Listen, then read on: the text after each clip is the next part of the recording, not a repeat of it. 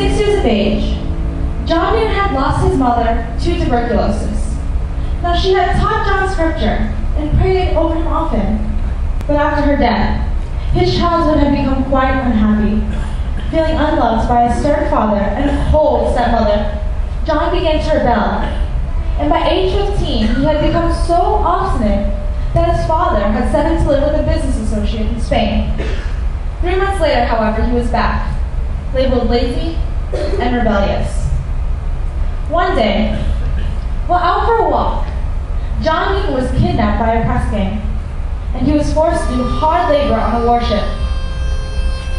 Influenced by shipmates and lured by the prospect of freedom from moral restraints, John Newton began to embrace atheism.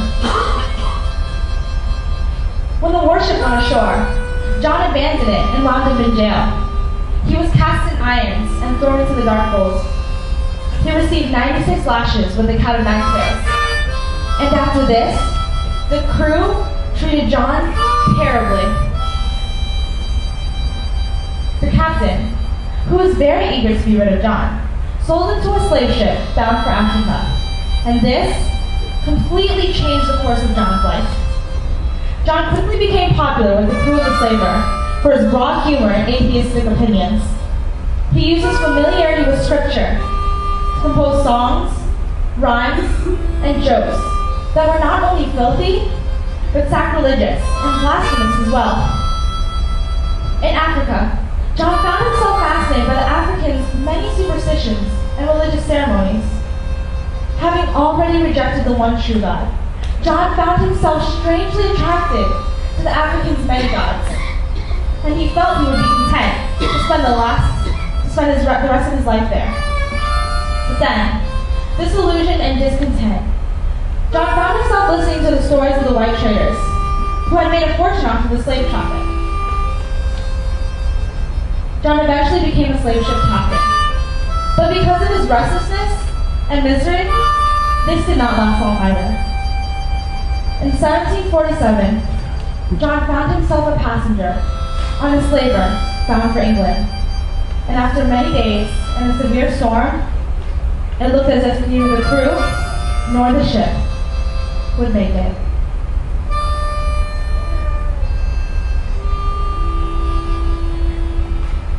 Sailor, how long have you been at the bilge pump? About 9.5 hours, I believe, sir. I'll have your replacement soon. We can't hold out much longer, sir. We're not going to make it, are we? I don't know, but it does no good to talk this way. It's something to be done about John Newton, sir. I think we have Jonah on board. John?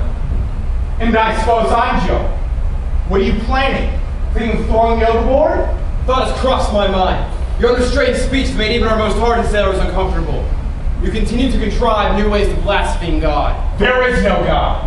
And if there were, what kind of cruel joke would this be? But John, on the chance that there is a God, do you think perhaps this is not the time to spit in his eye? Oh, cheer up. The devil doesn't want us yet. Talk like that, Newton. Don't admit the truth. We're all about to die. Sailor, get a hold of yourself. John, take over the bilge pump.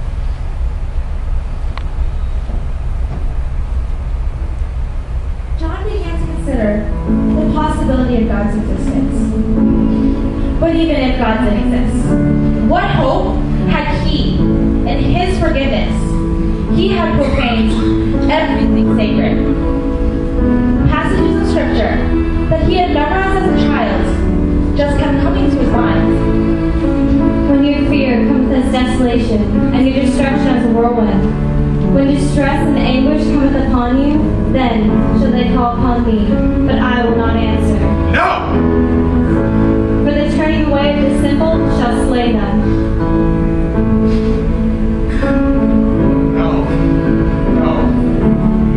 Because I have called and ye refused, but have none of my reproof.